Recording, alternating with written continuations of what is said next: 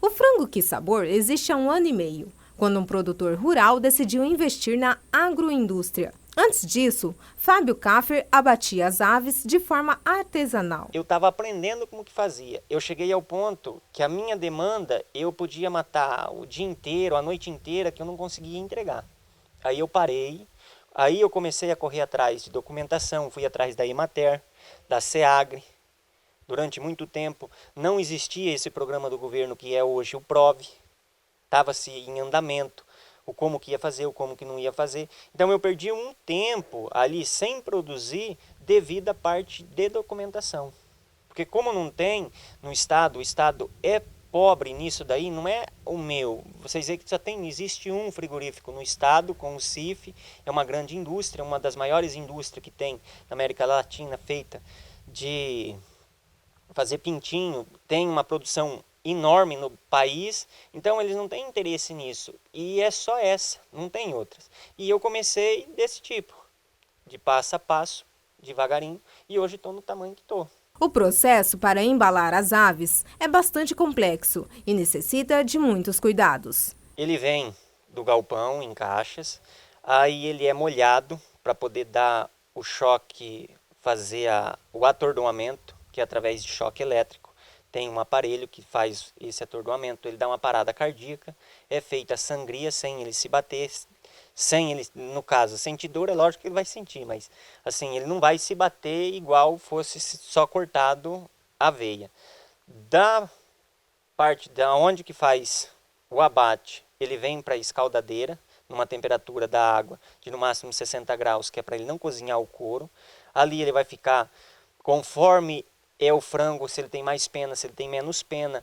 Aí quem está trabalhando ali tem que ver o tempo que ele vai ficar, que é o necessário. Dali ele sai e vai para a depenadeira, aonde é tirada as penas. Aí ele cai numa caixa. Dessa caixa, com água, é tirado o restante das penas que fica, porque ela não tira todas. Toda a pena, fica algumas que fica. Já dali ela vai para a área limpa. Ela sai da sala suja para a sala limpa com uma temperatura média do corpo do frango por volta dos 40 graus de temperatura. Aí ele vai para a sala limpa. Na sala limpa é feita a esvisceração.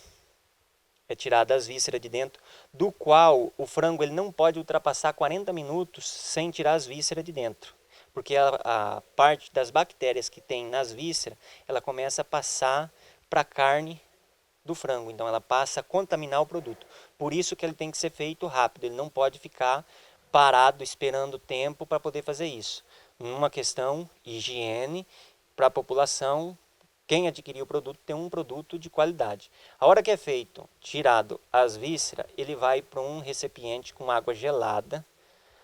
E aí ele pode começar a diminuir a rapidez, porque ele já tirou as vísceras e ele já não tem mais perigo de contaminação do produto. Feito esse processo, aí é terminado, acabado de catar os penujos, toda a parte de dentro que tem que limpar, tirar, é tirado. A hora que ele está pronto, ele vai para outro recipiente com água gelada e lá ele fica por volta de 25 minutos a meia hora, com uma água numa temperatura mais ou menos em torno de 13 graus. Depois dele ficar esse período, ele vai para um freezer, onde que ele tem uma água que ela está por volta de 0 grau, ela está começando a congelar. E ali ele tem que ficar até a carcaça do frango ser posto o termômetro e ele dá em torno de 10 graus. Ele tem que ir para o freezer, para a câmara fria ou freezer, numa temperatura da carcaça de 10 graus. Que ele já tem um pré-resfriamento, ele é dado choque térmico. Então ele vai congelar mais rápido. Dali daquele freezer ele é tirado, posto para escorrer um tempo, para sair a água de dentro, o acúmulo de água que tem. Aí é colocado os pés, a moela, o coração e é feita a embalagem. E aí ele vai para o freezer ou para a câmara fria. Mas ele tem que entrar ou no freezer ou numa câmara fria, numa temperatura de no máximo 10 graus. Ele não pode ultrapassar os 10 graus. Essa é a diferença. Feito aqui e às vezes não feito, feito em casa. Às vezes sem uma condição igual é feita aqui. Com o processo de industrialização, o produtor aumentou a quantidade de abates, agilizando o processo e diminuindo a carga horária de trabalho. A minha produção antes, eu não conseguia ultrapassar 200 frangos mensal. Hoje E não é toda a minha produção todo mês, tem variação, mas eu já consegui chegar a 900 frangos por mês. Quando eu tinha 200 frangos por mês, eu não tinha apoio de ninguém, eu não tinha... Era Deus, eu e minha esposa. Depois que eu comecei a correr atrás, que eu vi que eu não tinha mais condição de trabalhar da forma que estava, eu comecei a ver quem que poderia me ajudar. Dentro da agricultura familiar, quem se encaixaria para ajudar era a Emater. Aí eu comecei a correr atrás dos técnicos da Emater, o que a gente poderia fazer, o que não podia. Eu corria atrás de um lado, a Emater corria do outro, sentávamos e chegava a uma conclusão. Eu tinha ideia de fazer tal coisa, eles me diziam, e por a parte técnica, eles diziam, isso não funciona por causa que funciona assim, assim, assim. Eu corria atrás de novo, ia, e aí assim, a gente fez uma parceria entre eu e a Emater. Para quem deseja montar sua própria agroindústria, basta procurar a Emater e obter informações sobre o programa. O PROV é o Programa de Fortalecimento, Programa de Verticalização do Fortalecimento das Agroindústrias Familiares.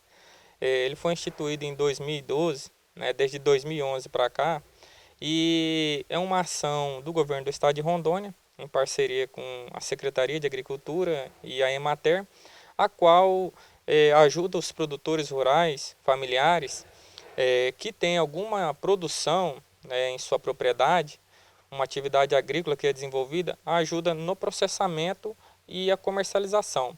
Então, esse programa do governo do estado, ele veio para quê?